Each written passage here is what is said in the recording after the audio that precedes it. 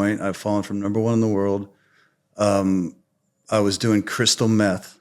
All right. So, I mean, let's talk real terms here, for God's sake, right?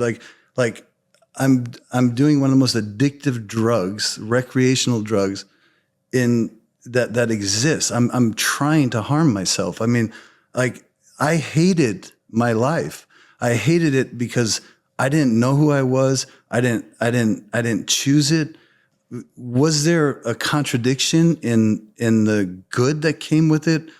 Yeah. I think the thing that I've learned most in my life as it relates to the time spent on a tennis court trying to be the best in the world at something is that failure and success is just an illusion.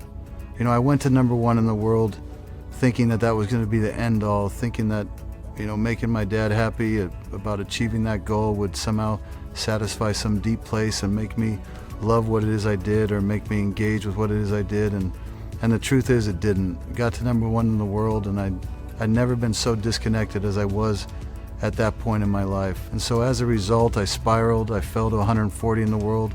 Everybody was shocked except me. I knew every decision I was making daily that was leading me in the wrong direction. These contradictions that I had to reconcile, but I couldn't reconcile it until I went full circle, you know, and full circle meant getting to the end of myself. It meant staring across that abyss. It meant feeling so useless that a gust of wind will blow you off the edge. You know, it's like you want to talk about real, it's going to Stuttgart, getting a wild card because I'm 141 in the world because I can still sell tickets, but I can't hit a damn tennis ball and I'm overweight. You know, it's like, and I just never remember. And then I remember looking out, it's like the epiphany. And mind you, and you're way too smart for this, so I'll say it up front. Epiphanies don't change your life, but what you do with them can. And that moment I had an epiphany. An epiphany was just because I didn't choose my life doesn't mean I can't take ownership of it. Just because I didn't choose my life doesn't mean I can't choose to choose it, right? Like it was this abstract, intangibles, like hope is fragile and hard to kill, you know?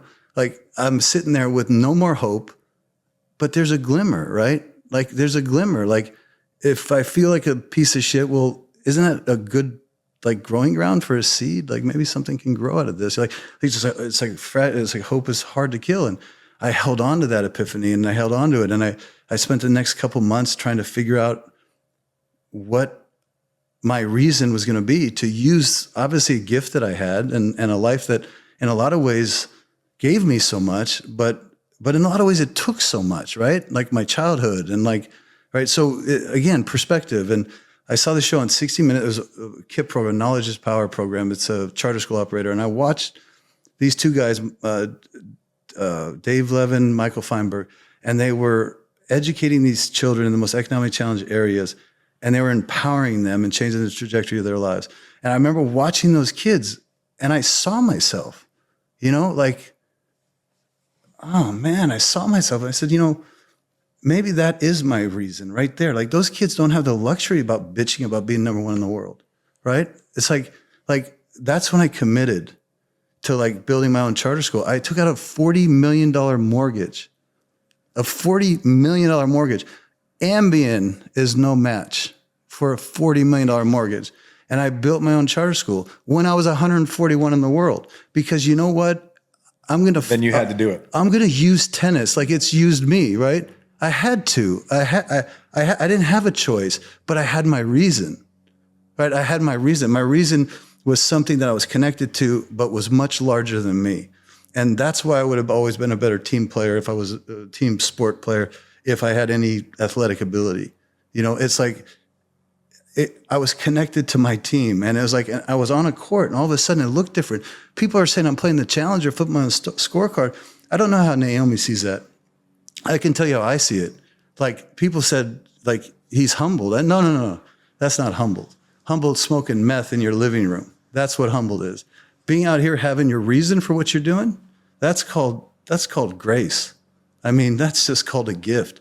And I had that the rest of my career. So when did that epiphany, when did that change go from, you know, love-hate to hate-love? I would say it went that fall of 1997.